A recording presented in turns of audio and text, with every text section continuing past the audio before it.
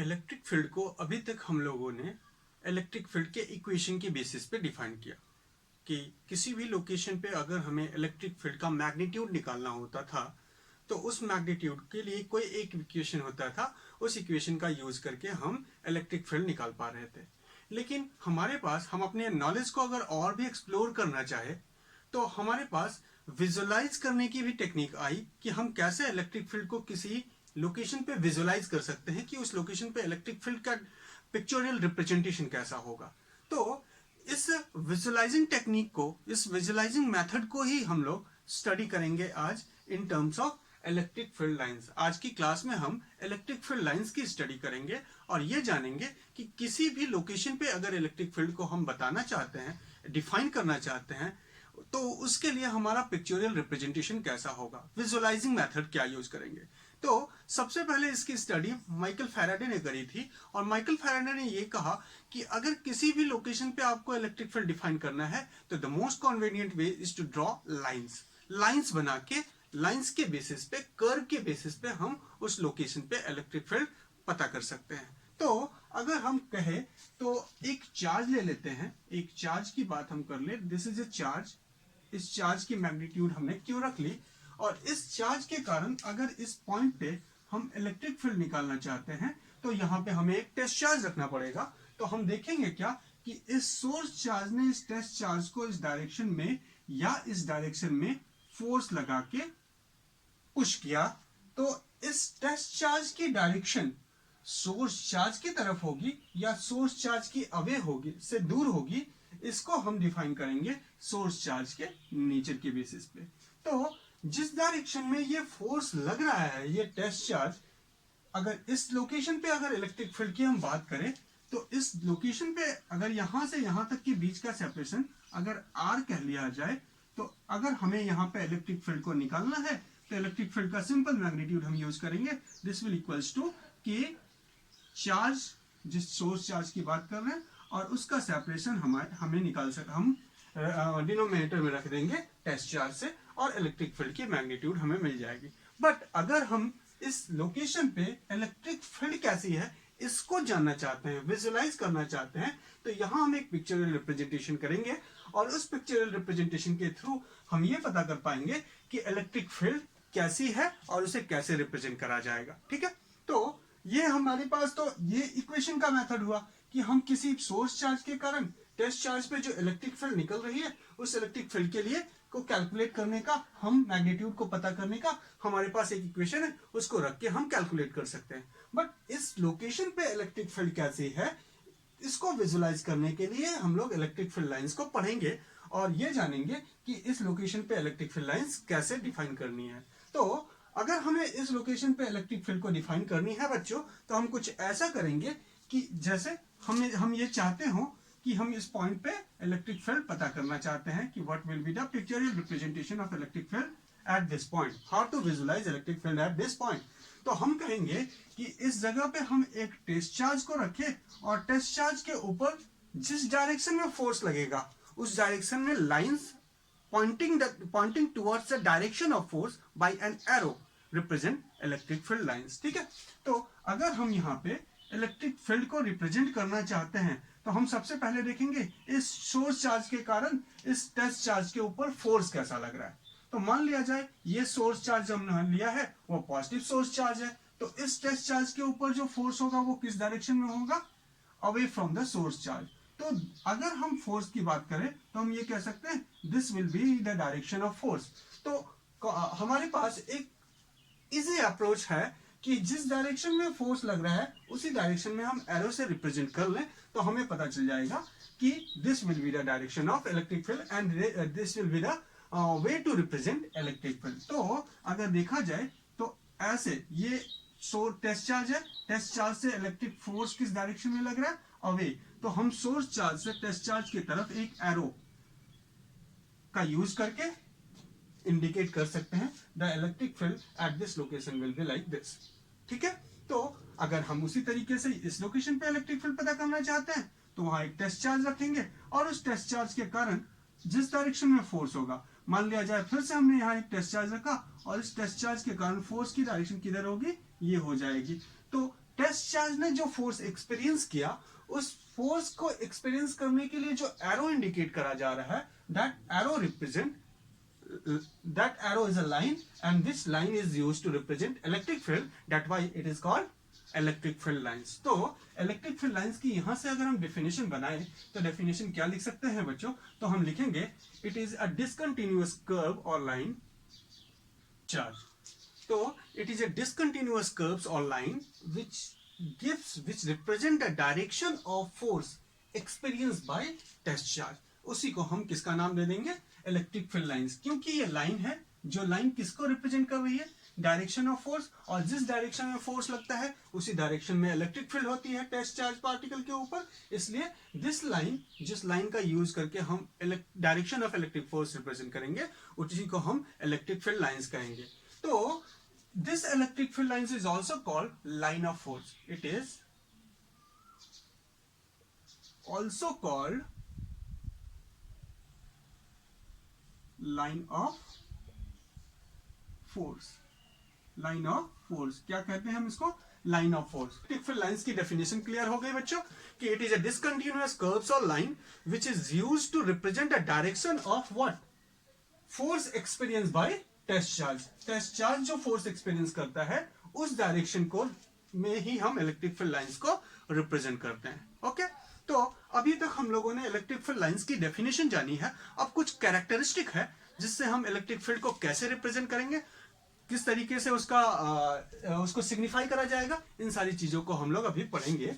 तो अब हम नेक्स्ट टॉपिक जो पढ़ना चाह रहे हैं वो ये है, what will be the characteristic of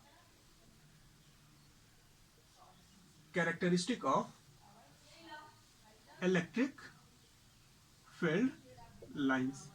electric field lines की क्या कैरेक्टरिस्टिक होगी? तो अगर हम ये कहें कि इलेक्ट्रिक फील्ड लाइंस कब हम रिप्रेजेंट कर सकते हैं? जहां इलेक्ट्रिक फील्ड होगी। अगर इलेक्ट्रिक फील्ड नहीं तो लाइन ऑफ फोर्स भी, इलेक्ट्रिक फील्ड लाइंस भी नहीं होंगी। तो इलेक्ट्रिक फील्ड लाइंस को होने के लिए क्या होना जरूरी है? इलेक्ट्रिक फील्ड लाइंस होने के लिए इलेक्ट्रिक फील्ड होना जरूरी है, और इलेक्ट्रिक फील्ड तब होगी जब हमारे पास चार्ज होंगे। तो पहली चीज हम ये जानेंगे कि अगर चार्ज हमारा पॉजिटिव है या नेगेटिव तो इलेक्ट्रिक फील्ड कैसे सिग्निफाई करा जाएगा, कैसे पिक्चोरियल रिप्रेजेंटेशन हम विजुलाइज करेंगे इलेक्ट्रिक फील्ड को। तो फर्स्ट पॉइंट हम पढ़ते हैं, ये जानते हैं कि इफ चार्जेस आर पॉजिटिव, मान लेते हैं, देखा जाए कि अगर हमारा चार्ज पॉजिटिव है, let us consider this is a positive charge, और इस पॉजिटिव चार्ज के कारण हम लोगों को इलेक्ट्रिक फील्ड लाइंस ड्रॉ करना है। तो अब हम चाहते हैं यहां पे इलेक्ट्रिक फील्ड लाइंस ड्रॉ करना, तो इलेक्ट्रिक फील्ड लाइंस को ड्रॉ करने के लिए हमें क्या रखना पड़ेगा? एक टेस्ट चार्ज रखना पड़ेगा। हमने यहाँ टेस्ट चार्ज रख दिया, हमने यहाँ टेस्ट चार्ज रख दिया, उसी तरीके से हमने यहाँ टेस्ट चार्ज रख दिया, और इसके सराउंडिंग में चारों डायरेक्शन में हमने टेस्ट चार्ज रख दिया। अब हम देखेंगे क्या कि इन सारे टेस्ट चार्ज के ऊपर इस सोर्स चार्ज के कारण जो फोर्स लगेगा उस फोर्स की डायरेक्शन क्या होगी। तो देखेंगे बच्चों कि इस सोर्स चार्ज ने इस टेस्ट चार्ज को अपने से दूर रिपेल किया, क्योंकि source charge and test charge both are like by nature, so like in nature, so the force will be repulsive. तो अगर हम सोर्स चार्ज, ये जो चार्ज है उस सोर्स चार्ज को अगर हम पॉजिटिव कंसीडर कर ले, तो पॉजिटिव सोर्स चार्ज के कारण क्या समझ में आ रहा है कि direction of electric field lines क्या होनी चाहिए? रेडियली आउटवर्ड होनी चाहिए। सिमिलरली अगर यहाँ पे नेगेटिव टेस्ट चार्ज होता तो डायरेक्शन ऑफ इलेक्ट्रिक फील्ड कैसी होती? टेस्ट चार्ज से सोर्स चार्ज की तरफ फोर्स तो ऐसे ही लगता, इस डायरेक्शन में फोर्स लगता। अगर इस डायरेक्शन में फोर्स लगेगा तो एरो जो पॉइंटिंग आउटवर्ड है वो पॉइंटिंग इनवर्ड होगी। तो पहला पॉइंट हम नोट करते हैं कि on the basis of nature of source charge what will be the electric field. तो पहला पॉइंट हमें क्या मिल रहा है कि इलेक्ट्रिक फील्ड लाइंस कैसी होनी चाहिए? Electric field lines radially outward होनी चाहिए जब चार्ज कैसा हो? पॉजिटिव हो, बट रेडियली इनवर्ड होनी चाहिए जब चार्ज कैसा हो? जब चार्ज की वैल्यू हम लोगों ने नेगेटिव ले रखी है। तो if the charge is negative, the electric field lines is pointing towards the charge in perpendicular. अभी उसे आगे डिफाइन करेंगे तो हम ये कह सकते हैं नेगेटिव चार्ज होगा तो कैसा? इनवर्ड इलेक्ट्रिक फील्ड लाइंस को रिप्रेजेंट करेंगे, और अगर पॉजिटिव चार्ज होगा तो आउटवर्ड रिप्रेजेंट करेंगे। तो ये हमने पॉजिटिव चार्ज लिया और इस पॉजिटिव चार्ज के कारण इलेक्ट्रिक फील्ड लाइंस कैसी हुई?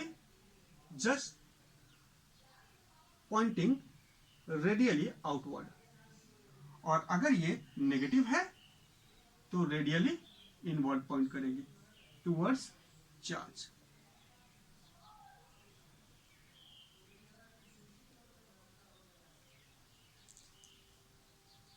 ठीक है, फर्स्ट पॉइंट हमने समझ लिया। अब यह समझना है कि अगर इलेक्ट्रिक फील्ड, हमारी सेकंड पॉइंट जानते हैं कि इलेक्ट्रिक फील्ड अगर यूनिफॉर्म है या नॉन यूनिफॉर्म है तो उसे कैसे रिप्रेजेंट करेंगे। तो देखते हैं कि इफ लाइंस टू रिप्रेजेंट, ऐसे लिखा जाए तो हमने क्या लिखा है, to represent uniform electric field, lines जो बनाएंगे हम, जिस लाइन का से रिप्रेजेंट करेंगे इलेक्ट्रिक फील्ड को, वो कैसी होनी चाहिए, पैरेलल होनी चाहिए और इक्वी सेपरेटेड होनी चाहिए। तो अगर हम किसी रीजन में इलेक्ट्रिक फील्ड को डिफाइन करते हैं कि वो इलेक्ट्रिक फील्ड हमारी क्या है, यूनिफॉर्म है। यूनिफॉर्म इलेक्ट्रिक फील्ड का मतलब है कि पूरे स्पेस में जिस पॉइंट पे हम चले जाएं, इलेक्ट्रिक फील्ड की मैग्नीट्यूड हर जगह पे सेम होनी चाहिए। जैसे इस कमरे में बात करें तो इस कमरे के किसी भी, अगर यहाँ पे इलेक्ट्रिक फील्ड यूनिफॉर्म है तो कमरे के किसी भी पॉइंट पे हम चले जाएं, इलेक्ट्रिक फील्ड कैसी होनी, मैग्नीट्यूड ऑफ इलेक्ट्रिक फील्ड हमेशा कांस्टेंट होनी चाहिए। ऐसे इलेक्ट्रिक फील्ड को हम क्या बोलेंगे, electric field is uniform by nature. तो अगर हमें यूनिफॉर्म इलेक्ट्रिक फील्ड को रिप्रेजेंट करना है तो हमने जो लाइंस बना रखी है वो लाइंस पैरेलल होनी चाहिए, and this lines are equally separated with each other. तो this will represent uniform electric field. But if the lines are non uniform, lines कैसी हो, नॉन यूनिफॉर्म हो, ऐसे कुछ हम यू रिप्रेजेंट कर रहे हैं, और साथ में नॉन पैरेलल हो, तो ऐसे कंडीशन पे non equally separated, lines equally separated नहीं है, और साथ में वो सारे के सारे लाइंस पैरेलल भी ना हो, तो इस रीजन में जो इलेक्ट्रिक फील्ड डिफाइन करा जाएगा, तो देखा जाए तो यहाँ पे हर एक पॉइंट पे जो इलेक्ट्रिक फील्ड की स्ट्रेंथ होगी वो कांस्टेंट नहीं होगी, सेम नहीं होगी। तो ऐसे टाइप्स के इलेक्ट्रिक फील्ड को हम क्या कहते हैं, नॉन यूनिफॉर्म इलेक्ट्रिक फील्ड। ठीक है, तो अभी हम लोगों ने ये जाना कि अगर चार्ज कैसा हो, पॉजिटिव नेगेटिव, तो इलेक्ट्रिक फील्ड लाइंस कैसे बनाएंगे। अगर इलेक्ट्रिक फील्ड हम रिप्रेजेंट कर रहे हैं और वो इलेक्ट्रिक फील्ड हमारी कांस्टेंट है थ्रू द स्पेस, तो वहां हमें किस लाइंस का यूज करना है, parallel lines, such that the separation between the lines are equally spaced. ठीक है, साथ में अगर नॉन यूनिफॉर्म इलेक्ट्रिक फील्ड को रिप्रेजेंट करना है तो लाइंस कैसी हो जाएंगी, तो देखा जाए तो यहां लाइंस को हमने क्या कर लिया, कर्व कर लिया, और such a manner that the separation between lines are different. ठीक है, नॉन पैरेलल है। तो ये हम लोगों ने कैरेक्टरिस्टिक जानी। नेक्स्ट कैरेक्टरिस्टिक अगर हम बात कर ले तो ये हमने इलेक्ट्रिक फील्ड को रिप्रेजेंट किया। अब इलेक्ट्रिक फील्ड की स्ट्रेंथ अगर हम नॉर्मली इक्वेशन से डिफाइन करें तो इक्वेशन से हम मैग्नीट्यूड पता कर सकते हैं, मैग्नीट्यूड ज्यादा है या कम है। बट अगर इलेक्ट्रिक फील्ड लाइंस के बेसिस पे हम ये डिफाइन करना चाहते हैं whether the electric field is greater in magnitude और स्मॉलर इन मैग्नीट्यूड, तो हमें क्या करना पड़ेगा, तो उसके लिए हम देखते हैं। तो नेक्स्ट पॉइंट हम पढ़ेंगे, थर्ड कैरेक्टरिस्टिक हम ये जानेंगे कि इलेक्ट्रिक फील्ड की स्ट्रेंथ इलेक्ट्रिक फील्ड लाइंस के बेसिस पे कैसे डिफाइन करा जाए। तो इलेक्ट्रिक फील्ड की स्ट्रेंथ को हम ऐसे कह सकते हैं कि the number of electric field lines per unit area through a surface perpendicular to the electric field lines is proportional to the magnitude of charge। जितना ज्यादा मैग्नीट्यूड होगा चार्ज का किसी भी यूनिट एरिया से, इलेक्ट्रिक फील्ड लाइंस उतनी ही ज्यादा represent करी जा सकती हैं। ठीक है, तो अगर इलेक्ट्रिक फील्ड लाइंस, यहां पे हम इस पॉइंट को लिखते हैं कि number of electric field lines per unit area जो होगी वो अगर ज्यादा है, तो पहली चीज कि अगर नंबर ऑफ फील्ड लाइंस उतनी ज्यादा होंगी जितना ज्यादा मैग्नीट्यूड होगा, तो हम ये कह सकते हैं number of electric field lines per unit area क्या होनी चाहिए, ज्यादा होगी, प्रोपोर्शनल है किसके, मैग्नीट्यूड ऑफ चार्ज के। तो अगर मैग्नीट्यूड ऑफ चार्ज ज्यादा होगा तो नंबर ऑफ फील्ड लाइंस भी किसी पर्टिकुलर यूनिट एरिया से ज्यादा ही होनी चाहिए। तो अगर यहां पे अब देखते हैं कि ऐसे हमने दो एरिया कंसीडर कर ली, और late this is the unit area, हमने यूनिट एरिया डिफाइन कर ली। एरिया कितना है, 1 मीटर स्क्वायर। अब इस 1 मीटर स्क्वायर एरिया में एक यहां पे हमने एरिया बनाया और एक हमने यहां पे एरिया डिफाइन करी, और इन दोनों एरिया से नंबर ऑफ फील्ड लाइंस जो अटैच हो रही हैं वो कुछ ऐसी हैं। पहले वाले एरिया से 1 2 3 4 5 6 7 8 9 10 लाइन अटैच हुई, और दूसरे वाले एरिया से यूनिट एरिया से ही दोनों का एरिया हमने क्या लिया है 1 यूनिट। ऐसा भी कह सकते हैं कि दोनों के एरिया जो हैं वो सेम है। तो ऐसे कंडीशन पे पहले वाले ए सरफेस जिसका सरफेस हमने लिया है उस सरफेस से लिंक होने वाली नंबर ऑफ लाइंस कितनी है 10, और यहां वाले सरफेस से लिंक होने वाली नंबर ऑफ लाइंस कितनी है बी सरफेस से नंबर ऑफ लाइंस 6 है। ऐसे कंडीशन पे हम ये कह सकते हैं कि ए इस पॉइंट के हिसाब से ये कह सकते हैं कि अगर इस एरिया से नंबर ऑफ लाइंस ज्यादा लिंक हुई हैं, इसका मतलब ये नंबर ऑफ लाइंस जिस सोर्स चार्ज के कारण है वो सोर्स चार्ज का मैग्नीट्यूड यहां के सोर्स चार्ज के मैग्नीट्यूड से ज्यादा होगा। क्लियर है कि देखते हैं यहां पे नंबर ऑफ लाइंस 10, यहां पे नंबर ऑफ लाइंस 6, एरिया कैसा सेम, तो हम ये कह सकते हैं कि नंबर ऑफ लाइंस यहां ज्यादा है। तो इसका मतलब प्रोपोर्शनलिटी के कॉन्सेप्ट के हिसाब से देखा जाए तो number of electric field lines per unit area क्या होगा प्रोपोर्शनल होगा किसके मैग्नीट्यूड ऑफ चार्जेस। इसका मतलब यहाँ पे जिस चार्ज के कारण इस सरफेस पे हमारी इलेक्ट्रिक फील्ड जो लिंक हो रही है उस इलेक्ट्रिक फील्ड के को लिंक करने के लिए जो चार्ज है उसका मैग्नीट्यूड ज्यादा है। साथ में अब अगर देखें कि यहाँ का सरफेस, तो इस सरफेस और इस सरफेस दोनों की वैल्यू सेम है, दोनों का मैग्नीट्यूड सेम है। तो अगर मैग्नीट्यूड सेम है बच्चों तो यहाँ की लाइंस डेंसर है या यहाँ की लाइंस डेंसर है, तो हम कहेंगे कि उसी पर्टिकुलर यूनिट एरिया से या गिवन एरिया से नंबर ऑफ लाइंस क्या है ज्यादा है। इसका मतलब डेंसिटी यहाँ पे ज्यादा है और यहाँ पे डेंसिटी कम है। So if lines are denser, अगर डेंसर होगा तो हम ये कहेंगे ए पॉइंट पे इलेक्ट्रिक फील्ड लाइंस क्या है डेंसर है इन कंपैरिजन टू किसके बी पॉइंट पे। तो जिस जगह पे नंबर ऑफ लाइंस डेंसर होंगी इलेक्ट्रिक फील्ड लाइंस ज्यादा होंगी उस जगह की मैग्नीट्यूड ऑफ इलेक्ट्रिक फील्ड भी ज्यादा होगी। तो हम ये कह सकते हैं at A electric field is greater in comparison to electric field at B.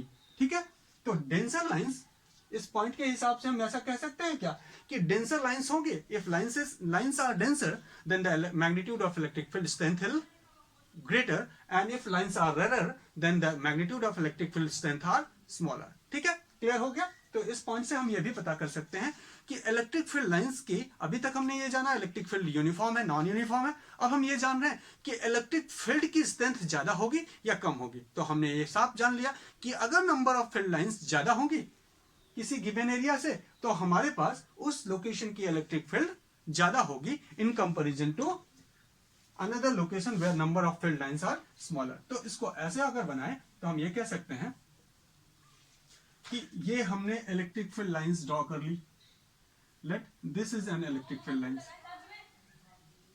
ये हमने इलेक्ट्रिक फील्ड लाइंस डिफाइन करा। ठीक है, अब अगर हम यहां पे एक एरिया ले लेते हैं, this is an area A and this is an area B. ये कौन सा एरिया लिया हम लोगों ने, this is area B and this is area ए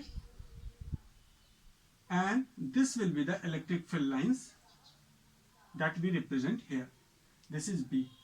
तो अब अगर मैं आपसे पूछूं कि इलेक्ट्रिक फील्ड एट ए ज्यादा होगी या इलेक्ट्रिक फील्ड एट बी ज्यादा होगी, तो आप क्या देखोगे कि अगर दोनों सरफेस हमने ये क्या मान लिया कि इस सरफेस और इस सरफेस का क्रॉस सेक्शन एरिया सेम है, तो हम कहेंगे इससे इलेक्ट्रिक फील्ड लाइंस क्या है डेंसर है, तो इलेक्ट्रिक फील्ड ए पॉइंट पे कैसी होगी बी पॉइंट के रिस्पेक्ट में ज्यादा होगी। तो electric field at A is greater than electric field at B. और भी कोई इंफॉर्मेशन इस डायग्राम से मिल सकता है, तो हम ये कहेंगे यहाँ की लाइंस हमें पैरेलल दिखाई दे रही हैं, इसका मतलब इस सरफेस एरिया पे इलेक्ट्रिक फील्ड यूनिफॉर्म है बट यहाँ की फील्ड लाइंस हमारी नॉट इक्वली स्पेस और नॉन पैरेलल दिखाई दे रही हैं। इसका मतलब बी पॉइंट पे इलेक्ट्रिक फील्ड लाइंस कैसी है, इलेक्ट्रिक फील्ड कैसी है नॉन यूनिफॉर्म है। तो ये क्लियर हो रहा है बच्चों। अच्छा, इस पॉइंट को मैं नोट कर देता हूं कि denser the number of lines, denser lines gives larger field strength, larger field strength।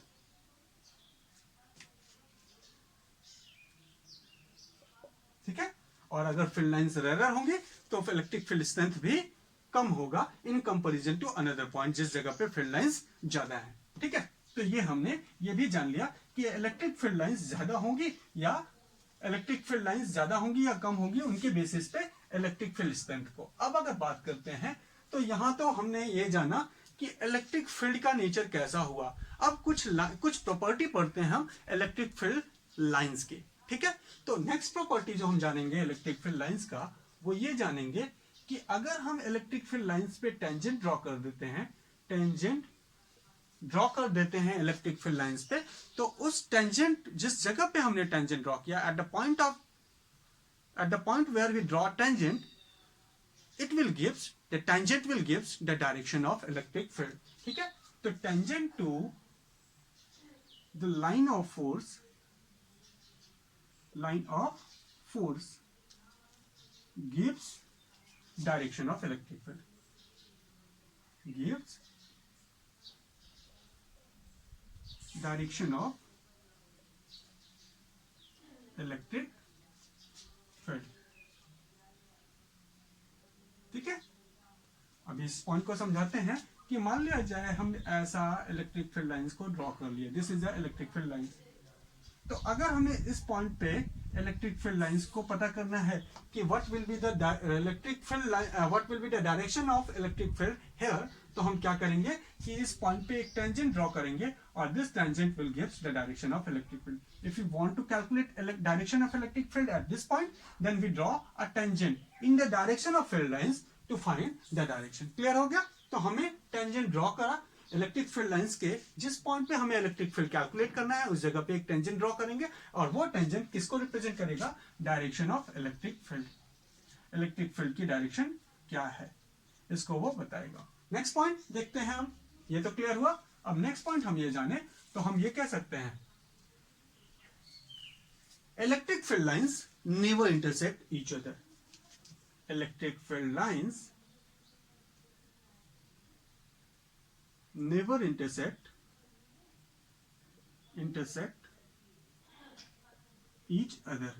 ये पॉइंट आपके बोर्ड एग्जामिनेशन में कई बार पूछा गया है कि Y electric field lines never intersect each other. 1 marks और 2 मार्क्स के ये क्वेश्चन आते हैं, तो ये जानना बहुत जरूरी है कि electric field lines never intersect each other, तो क्यों इंटरसेक्ट नहीं करते हैं इसको हम समझते हैं। जैसे मान लेते हैं कि हमारे पास एक इलेक्ट्रिक फील्ड लाइंस मैंने ये ड्रॉ कर ली, नेक्स्ट इलेक्ट्रिक फील्ड लाइंस मैंने ये ड्रॉ कर ली, तो हम कहेंगे कि क्या ये दोनों लाइन इंटरसेक्ट हो रही हैं? तो हाँ हो रही हैं। किस पॉइंट पे? तो ये point, this is the point where the electric field lines intersect. तो ऐसी फील्ड लाइंस की पॉसिबिलिटी नहीं हो सकती। हमने क्या लिखा है, electric field lines never intersect each other, एक दूसरे को इंटरसेक्ट नहीं कर सकते। और क्यों नहीं कर सकते अभी इसको जानते हैं।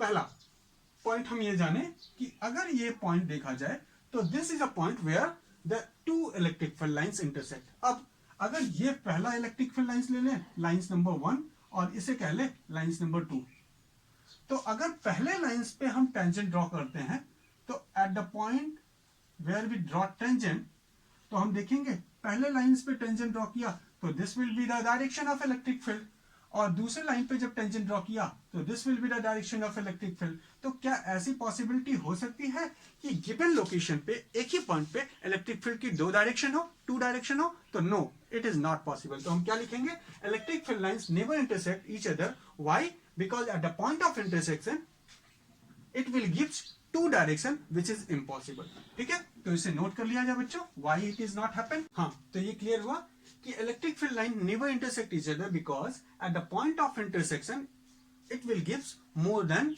one direction of electric field which is impossible to determine। ठीक है, किसी भी इलेक्ट्रिक फील्ड की डायरेक्शन मोर देन 1 नहीं हो सकते हैं। एक जगह पे इलेक्ट्रिक फील्ड की magnitude as well as direction हमेशा फिक्स होगी। ठीक है, तो ये पॉइंट भी पॉसिबल नहीं है। नेक्स्ट पॉइंट हम ये देखेंगे, बहुत इंपॉर्टेंट है, आपके एग्जाम्स में कई बार इसको भी पूछा गया है। This point is also asking more than once in your examination। and simply next point है जो हम पढ़ेंगे कि electric field lines is always perpendicular to the conductor.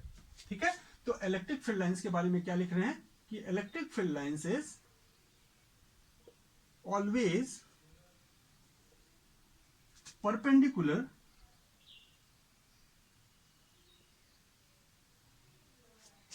To the conductor. ठीक है, तो जिस बॉडी की बात करी जा रही है उस बॉडी के ऊपर इलेक्ट्रिक फील्ड लाइंस कैसी होगी, हमेशा परपेंडिकुलर ही हम ड्रॉ करेंगे। इलेक्ट्रिक फील्ड लाइंस को कैसे ड्रॉ करना है, परपेंडिकुलर ड्रॉ करना है। देखते हैं कैसे। जैसे मान लिया जाए हमने एक बॉडी कंसीडर कर ली, ये दिस इज द बॉडी, ये हमने एक बॉडी कहा, और इस बॉडी के कारण इलेक्ट्रिक फील्ड लाइंस हम ड्रॉ करेंगे।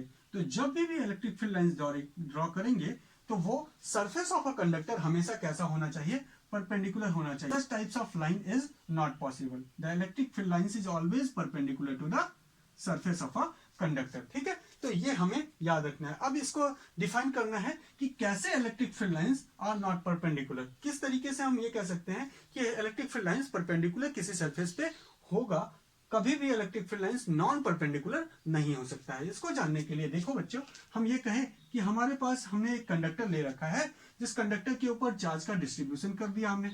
This is the distribution of charge. इस सरफेस के ऊपर क्या है, चार्ज है। अब अगर इस चार्ज की बात कर ले तो इस चार्ज पे ये हमने मान लिया जाए दिस इज अ चार्ज। अब इस पॉइंट पे इलेक्ट्रिक फील्ड लाइंस हमारे हिसाब से, कॉन्सेप्ट के हिसाब से इलेक्ट्रिक फील्ड लाइंस को कैसा होना चाहिए, परपेंडिकुलर होना चाहिए।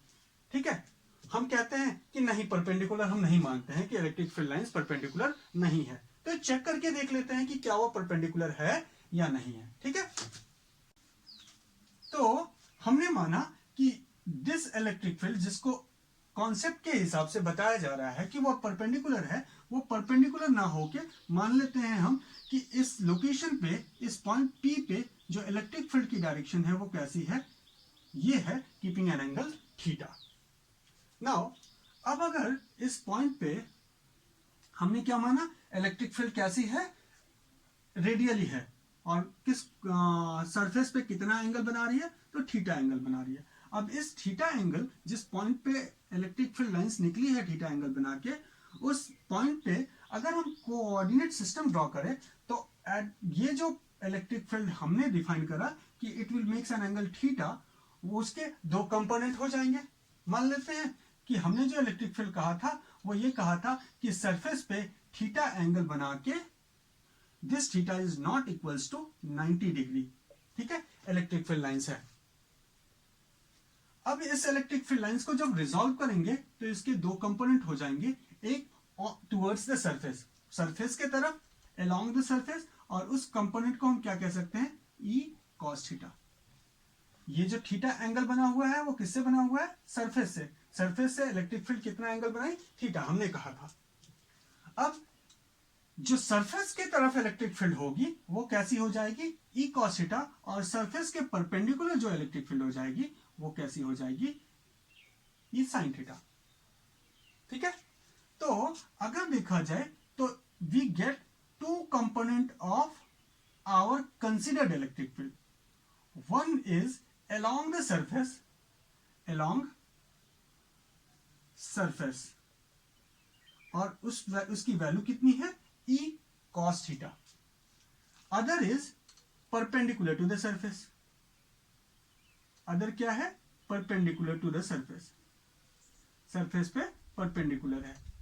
तो देखा जाए तो अगर यहां के चार्ज की बात करें, जिस चार्ज के कारण इलेक्ट्रिक फील्ड बन रही है, वो चार्ज के कारण दो इलेक्ट्रिक फील्ड बनी है, एक इलेक्ट्रिक फील्ड टुवर्ड्स सरफेस जिसको हम ई कॉस थीटा कहे हैं, और एक perpendicular to the surface E sine theta. अब बात करते हैं, क्या इस चार्ज के कारण इलेक्ट्रिक फील्ड जीरो हो सकती है, तो हम कहेंगे no, due to this charge electric field not be zero. Why, क्योंकि चार्ज है तो इलेक्ट्रिक फील्ड होगा ही। तो इसका मतलब अगर हम देखें तो electric field is not be equals to zero, electric field की वैल्यू जीरो नहीं हो सकती। क्यों नहीं हो सकती, क्योंकि चार्ज है, जिस जगह पे चार्ज है वहां पे इलेक्ट्रिक फील्ड होगा ही, और इलेक्ट्रिक फील्ड होगा तो इलेक्ट्रिक फील्ड को ही तो हम इलेक्ट्रिक फील्ड लाइन से रिप्रेजेंट कर रहे हैं। नाउ ऐसे कंडीशन पे हम ये कह सकते हैं कि अब ये आप मुझे देखेंगे कि क्या ये चार्ज इस सरफेस पे घूम रहा है, मूव कर रहा है।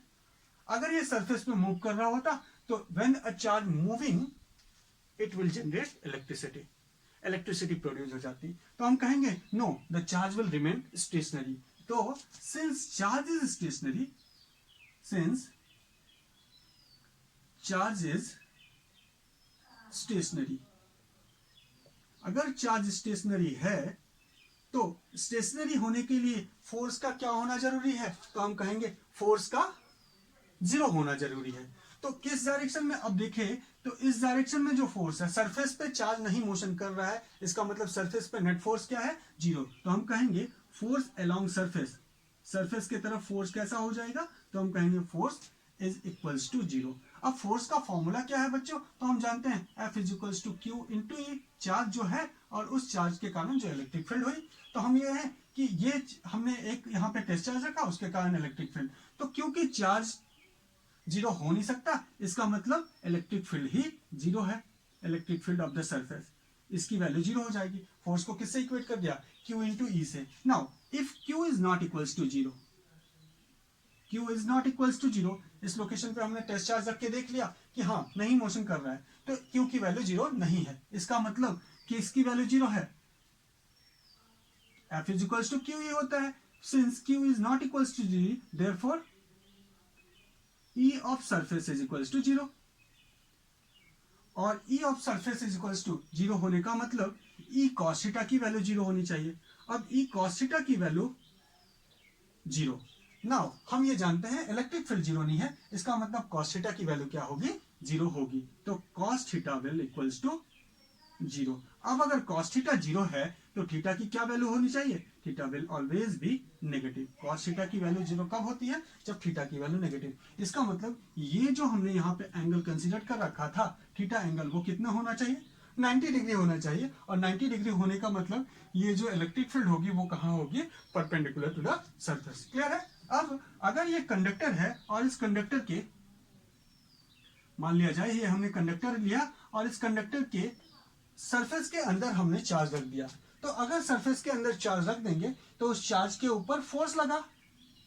यहां पे हम ये जान रहे हैं थीटा की वैल्यू कितनी है, 90 डिग्री, तो sin 90 is equals to 1, so electric field, और if it is charge so it will experience force. और उस फोर्स के कारण ये टेस्ट चार्ज पार्टिकल कहां आ जाएगा, वो चार्ज पार्टिकल सरफेस पे आ जाएगा। क्या वो सरफेस के ऊपर जा सकता है, तो नहीं, वो सरफेस के ऊपर क्यों नहीं जा सकता, तो हम कहेंगे सरफेस के ऊपर इसलिए नहीं जा सकता क्योंकि सरफेस के ऊपर एयर है, air act as a insulator, और insulator does not allow charge to flow. तो ऐसे कंडीशन पे वो चार्ज कहां आके रुक गए, सरफेस पे, जिसको कैरेक्टरिस्टिक ऑफ चार्ज की प्रॉपर्टी में भी हम लोगों ने पढ़ा था कि charge always reside on the surface of a conductor.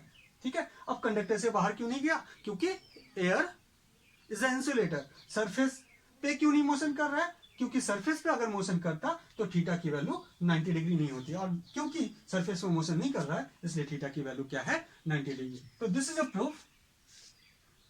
Proof है जो ये डिफाइन करता है कि electric field lines is always perpendicular to the surface. ठीक है। इस कैरेक्टरिस्टिक हम इलेक्ट्रिक फील्ड लाइंस की जानेंगे कि इलेक्ट्रिक फील्ड लाइंस क्या नहीं करता, क्लोज लूप का फॉर्मेशन नहीं करता। क्यों नहीं करता, क्योंकि हम ये कहेंगे क्योंकि electric field lines positive charge रहेगी तो उससे निकलती हुई दिखाई देगी, और अगर नेगेटिव रहेगी तो उसके अंदर आती हुई दिखाई देगी। तो कभी भी ऐसा पॉसिबल नहीं हो सकता कि इलेक्ट्रिक फील्ड लाइंस एक क्लोज लूप का फॉर्मेशन करे। नेक्स्ट कैरेक्टरिस्टिक हम इलेक्ट्रिक फील्ड लाइंस की जानेंगे कि electric field lines exerts lateral pressure over each other। ठीक है। Electric field lines, this is very important property, electric field lines exerts lateral pressure over each other,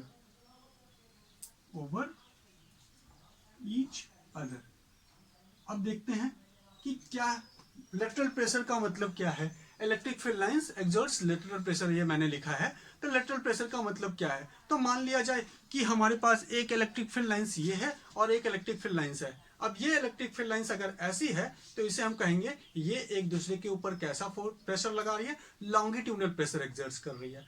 but अगर electric field lines ऐसी एक दूसरे के ऊपर प्रेशर लगाए, ये इसको पुश कर रही हो और ये इसको पुश कर रहा हो, तो यहाँ पे जो प्रेशर होगा that pressure is considered to be lateral pressure. तो हमने लिख रखा है कि इलेक्ट्रिक फील्ड लाइंस क्या करती है, एक दूसरे के ऊपर लेटरल प्रेशर एक्सर्ट्स करती है। तो देखते हैं कि मान लिया जाए हमारे पास एक चार्ज है, this is a charge, positive charge हमने ले रखा है, and this is another positive charge जो हमने कंसिडर कर रखा है। अब इस पॉजिटिव चार्ज के कारण इलेक्ट्रिक फील्ड लाइंस निकली, तो क्योंकि पॉजिटिव चार्ज है तो इलेक्ट्रिक फील्ड लाइंस कैसी होगी, रेडियली आउटवर्ड होगी। नेक्स्ट इस पॉइंट चार्ज के कारण, इस चार्ज के कारण भी एक इलेक्ट्रिक फील्ड लाइंस निकली, कहीं निकलेगी, हमने उनमें से एक कंसीडर किया ये। तो क्या ये पॉसिबिलिटी हो सकती है? तो हम कहेंगे कि नहीं, ये पॉसिबिलिटी नहीं हो सकती। क्यों नहीं हो सकती? क्योंकि जिस जगह पे इंटरसेक्ट करा है वो वहां पे इलेक्ट्रिक फील्ड लाइंस के कारण, इंटरसेक्शन होने के कारण इलेक्ट्रिक फील्ड की डायरेक्शन कई हो जाएंगी। क्योंकि दो लाइंस का इंटरसेक्शन है इसलिए दो डायरेक्शन दिखाएंगे। टू डायरेक्शन दिखाने का पॉसिबिलिटी हो नहीं सकती क्योंकि इलेक्ट्रिक फील्ड हमेशा यूनिक डायरेक्शन में होती है, it has only one direction. So this point, this such condition is not possible. अब सच कंडीशन पॉसिबल नहीं है तो हमने अभी क्या लिखा है बच्चों? Electric field lines exerts lateral pressure over each other. और ऐसे कंडीशन पे क्या होगा कि जैसे ही इलेक्ट्रिक फील्ड लाइंस बनना शुरू हुई तो ये इलेक्ट्रिक फील्ड लाइंस कुछ इस तरीके से आगे जाएंगे। तो यहाँ पे आगे जाने के बाद ये दोनों एक दूसरे से इंटरसेक्ट होंगी। ये लाइंस इधर से, ये लाइंस इधर से जब यहाँ से आगे बढ़ेंगी तो ये क्या होंगी? यहाँ इंटरसेक्ट हो जाएंगे। लेकिन इंटरसेक्शन होने की पॉसिबिलिटी तो नहीं दिख सकती, इंटरसेक्शन तो पॉसिबल है नहीं कि दो लाइंस इंटरसेक्ट एक दूसरे को कर सके। ऐसे कंडीशन पे ये एक दूसरे के ऊपर लेटरल प्रेशर, ये इलेक्ट्रिक फील्ड लाइंस इसके ऊपर प्रेशर और ये इलेक्ट्रिक फील्ड लाइंस इसके ऊपर प्रेशर एक्सर्ट करने लगेंगी और ये लाइंस ऐसे कर्व बन जाएगा। अब देखा जाए तो यहां से जो लाइंस निकली थी वो लाइंस ऐसे कर्व हो जाएगी, ये लाइंस ऐसे कर्व हो जाएगी। अब ये दोनों लाइंस एक दूसरे के ऊपर क्या एक्सर्ट करें? क्योंकि इलेक्ट्रिक फील्ड लाइंस कभी ट्राई करती है कि वो हमेशा कैसी रहे? स्ट्रेट रहे। तो ऐसे कंडीशन पे यहाँ पे लाइंस को कैसे हमने कर लिया? कर्व कर लिया। तो ये इलेक्ट्रिक लाइंस कर्व होने के कारण एक दूसरे के ऊपर क्या एक्सर्ट करना शुरू कर दी? Pressure. And such pressure is called lateral pressure. अब अगर ऐसा प्रेशर एक्सर्ट करेगी और ये कर्व नहीं होना चाहती है, ये क्या चाह रही है कि हम कर्व नहीं स्ट्रेट रहे, तो ऐसे कंडीशन पे क्या होना चाहिए? अगर ये ऐसी कंडीशन हम क्रिएट करना चाहते हैं कि लाइंस कर्व ना हो तो ये दोनों ने एक दूसरे के ऊपर प्रेशर लगाया। अब ये लाइंस बनने का कारण कौन है? ये सोर्स चार्ज, ये सोर्स चार्ज। तो ऐसे कंडीशन पे अगर ये सोर्स चार्ज पीछे चला जाए, ये भी सोर्स चार्ज पीछे चला जाए, तो जब ये सोर्स चार्ज यहाँ चला जाएगा तो इसके कारण फील्ड लाइंस ऐसी हो जाएंगी। जब ये सोर्स चार्ज यहाँ चला जाएगा तो इसके फील्ड लाइंस ऐसी हो जाएंगी। Now this two field lines never intersect each other. तो हम कहें कि अब एक और चीज समझने यहाँ पे समझना बहुत जरूरी है बच्चों कि जब लेटरल प्रेशर एक्सर्ट हुआ तो ये सोर्स चार्ज दूर गया और ये सोर्स चार्ज भी दूर गया। क्यों? ताकि वो लेटरल प्रेशर कम हो सके, प्रेशर का एक्शन कम हो सके। कोई भी प्रेशर में रहना नहीं चाहता, तो लाइंस भी प्रेशर में रहना नहीं चाहती, वो क्या चाहती हैं? रिलैक्स रहें। तो रिलैक्स रहने के लिए वो पीछे होंगी। क्यों पीछे होंगी? क्योंकि उनका जो क्रिएट करा गया सोर्स है वो पीछे हो रहा है। तो वो जब पीछे गया तो अब हम ये कह सकते हैं कि ये दोनों चार्जेस पीछे चले गए तो इनके बीच में जो फोर्स लगा वो कैसा है? रिपल्सिव। तो हम ये कह सकते हैं कि electric field lines exerts lateral pressure over each other. और ये इस बात का भी कंक्लूजन दे रहा है कि why two like charges repel each other. तो like charge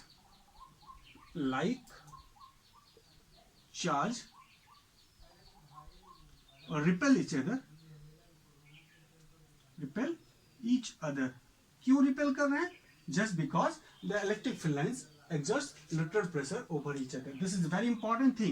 Why two like charges repel each other? एक दूसरे को रिपेल क्यों करते हैं? तो हम कहेंगे रिपल्सन होने का कारण पता कर सकते हैं। रीजन पता कर लिया कि why this line of electric force, why the force between two like charge repel each other. तो हम कहेंगे yes, I know the reason. What is the reason? The reason is it exerts lateral electric field lines due to this charges exerts lateral pressure over each other. तो अब हम लोगों ने repulsion होने के कारण को भी जान लिया है, तो हमें इसका मतलब अट्रैक्शन होने के भी कारण को मालूम होना चाहिए। तो हम ये नेक्स्ट पॉइंट पढ़ना चाहते हैं बच्चों। नेक्स्ट पॉइंट जो है वो है इलेक्ट्रिक फील्ड लाइंस, जिसमें हम ये जानेंगे कि इलेक्ट्रिक फील्ड लाइंस अट्रैक्ट, दो अनलाइक चार्ज अट्रैक्ट क्यों होते हैं वो भी जानेंगे। किसके कारण? इलेक्ट्रिक फील्ड लाइंस की प्रॉपर्टी के कारण। तो हमने यहां पे लिख रहे हैं electric field lines contract longitudinally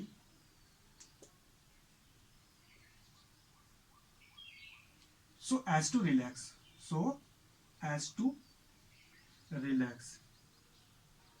ठीक है। तो अगर हम देखें तो दो चार्ज के कारण, एक हमने चार्ज लिया पॉजिटिव चार्ज, एक हमने चार्ज लिया नेगेटिव चार्ज, और इनके बीच में इलेक्ट्रिक फील्ड लाइंस पॉजिटिव से निकली, नेगेटिव में चली गई। अब ये लाइन जो है वो स्ट्रेच्ड है, खींची हुई है। तो इलेक्ट्रिक फील्ड लाइंस की ये प्रॉपर्टी होती है कि वो रिलैक्स होना चाहिए। तो जब भी इलेक्ट्रिक फील्ड लाइंस को देखा जाए तो वो एक्ट होती हुई, खींची हुई सी दिखती है, जैसे स्प्रिंग को खींच के रखा जाए, और स्प्रिंग को अगर हम खींच के रखें तो जब छोड़ेंगे तो वो क्या होगा, रिलैक्स होना चाहेगा। उसी तरह से हमारी इलेक्ट्रिक फील्ड लाइंस भी क्या होनी चाहती है, रिलैक्स होना चाहती है, जिसके कारण वो कॉन्ट्रैक्ट होती है लॉन्गिट्यूडनली। और लॉन्गिट्यूडनल कॉन्ट्रैक्शन होने के कारण अगर ये इलेक्ट्रिक फील्ड लाइंस खींची हुई है, लॉन्गिट्यूडनल कॉन्ट्रैक्शन करना चाहती है, छोटी होना चाहती है, रिलैक्स होना चाहती है, तो ये क्या करेगी, हमारे चार्जेस को करीब ले आएगी, तभी तो रिलैक्स होगी। तो ऐसे कंडीशन पे हम देखेंगे हमारा पॉजिटिव चार्ज, हमारा नेगेटिव चार्ज एक दूसरे की तरफ गए, तो यहाँ पे क्या एक्शन हुआ, फोर्स ऑफ अट्रैक्शन।